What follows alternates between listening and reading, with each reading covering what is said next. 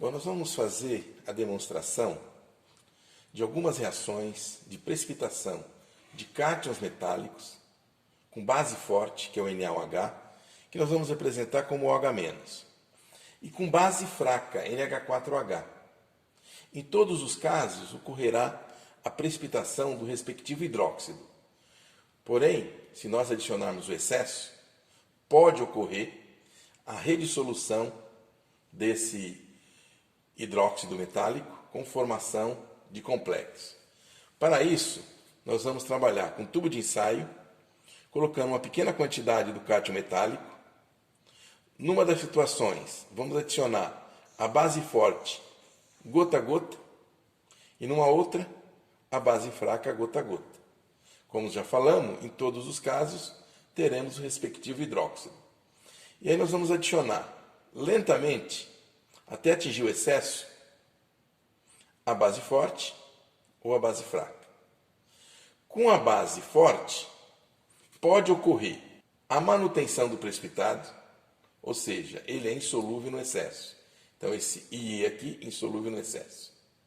Ou pode ocorrer a formação dos chamados hidroxicomplexos, que a gente tem uma representação aqui, que é o MeOHY, com uma carga negativa. A carga do complexo vai depender da carga do cátion e do número de coordenação, ou seja, o número de OH- empregado para a complexação.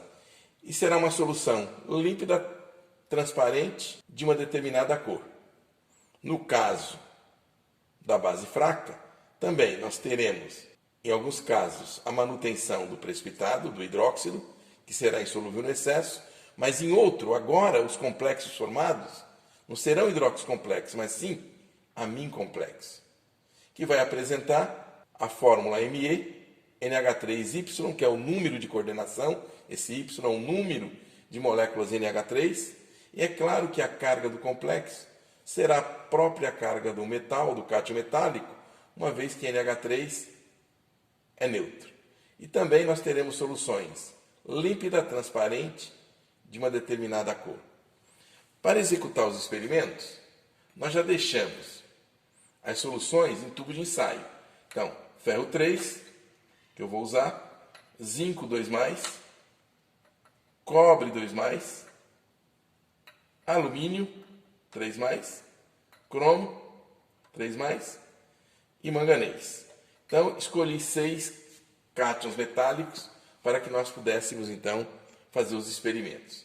Então, no caso do ferro, que é uma solução límpida transparente, de amarelo para alaranjado, vai depender da concentração. Nós vamos adicionar a base forte. Então, se eu adicionar a base forte, pequena quantidade, algumas gotas, ocorre a formação de um precipitado vermelho acastanhado. Esse precipitado, se nós adicionarmos excesso da base, olha o que acontece. Exatamente nada. Permanece insolúvel no excesso. Então, ferro 3 não dissolve na presença de base forte quando estiver na forma do seu precipitado correspondente de hidróxido. No caso do zinco, se nós adicionarmos gota de base, o que vai acontecer? Bom, teremos a formação de um precipitado branco, de ZnOH2, que ao excesso, esse precipitado dissolve para a formação do zincato, o tetrahidroxizincato. Então, dissolve completamente. Passo agora a ter uma solução límpida, transparente, incolor. No caso do cobre, que é uma solução azul clara, com hidróxido gota, teremos a formação de um precipitado azul esbranquiçado, então azul claro, que se nós adicionarmos o excesso, só intensificamos a cor e não teremos solubilização.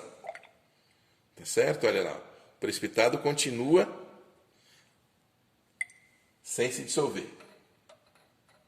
No caso do alumínio, gota de hidróxido, então uma solução incolor, gota de hidróxido, teremos a formação de um precipitado branco de hidróxido de alumínio 3, que no excesso do hidróxido, esse também dissolve e vai formar aluminato, o AlOH4 2-, que é o tetrahidroxialuminato.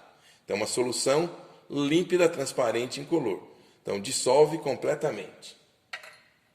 E no caso do cromo, que a solução pode ser azulada, pode ser esverdeada, pode ser violeta, solução aquosa, tudo vai depender do ânion e do grau de hidratação que nós teremos aí nesse aquo complexo. Então, com base forte, pequena quantidade, o que nós observamos? A formação de um precipitado verde acinzentado. Então, em quantidade normal, forma esse precipitado. Aonde, no excesso, nós temos uma solução límpida, transparente, verde garrafa ou verde intenso. Tá certo? É uma solução límpida e transparente. No caso do manganês, nós teremos a formação de um precipitado branco, porém, com o tempo, devido à entrada de oxigênio, ele começa a ficar acastanhado e vai chegar até marrom, porque ele é oxidado manganês 2 a manganês 4, formando um MnOH2 ou MnO2.H2O. Então, mesmo que eu adicione excesso, não muda nada, ele continua da mesma forma. Tá certo? Então, o hidróxido de manganês não se dissolve na presença de base. Bom, em relação à base fraca, ao hidróxido de amônio, nós vamos usar a mesma estratégia. Então agora eu vou inverter a nossa estante de tubo de ensaio e aqui nós temos o ferro, o zinco, cobre, alumínio, cromo e manganês. Então, no caso do ferro, se nós adicionarmos hidróxido de amônio, o que é que vai acontecer? Adicionando gotas de hidróxido de amônio, eu tenho a formação do precipitado vermelho acastanhado, que no excesso, esse precipitado permanece como tal, não se dissolve, ou seja, insolúvel no excesso. Posso adicionar muito hidróxido, que não vai acontecer absolutamente nada. Ou seja, o ferro 3 não tem tendência a formar complexo, nem com base forte, nem com base fraca. Ou seja, não forma hidróxido complexo, como nós já observamos, e não forma amino complexo. No caso do zinco, nós já sabemos que o zinco forma hidróxido complexo. Em relação ao hidróxido de amônio, então vamos ver o que acontece. Então, gota de hidróxido de amônio, olha lá, o precipitado branco, como nós já falamos, todos vão precipitar o hidróxido. E agora nós vamos adicionar o excesso. No excesso da base, o que é que vai acontecer? Nós temos a dissolução desse precipitado para a formação de uma solução límpida, transparente e incolor. Ou seja, o zinco complexa tanto com base forte como com base fraca. Ou seja, forma hidróxido complexo e também forma amino complexo. Então, enquanto o ferro não forma complexo nem com base forte nem com base fraca, o zinco já forma complexo com ambas as bases que nós estamos trabalhando: hidróxido de sódio, hidróxido de amônio. Vamos pegar o caso agora do cobre. Cobre, gota de hidróxido. O que é que nós vamos ter? Cobre, precipita, mesma coisa, o mesmo precipitado, azul esbranquiçado. E nós vamos adicionar o excesso. No excesso, o cobre complexa, já dá para vocês perceberem a formação de uma solução azul mais intenso, que é o tetraamin cobre 2. Então, a solução límpida, transparente, azul intenso ou azul profundo. Tá certo?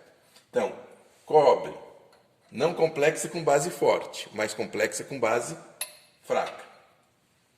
No caso do alumínio, o alumínio complexa com base forte. Vamos ver com base fraca.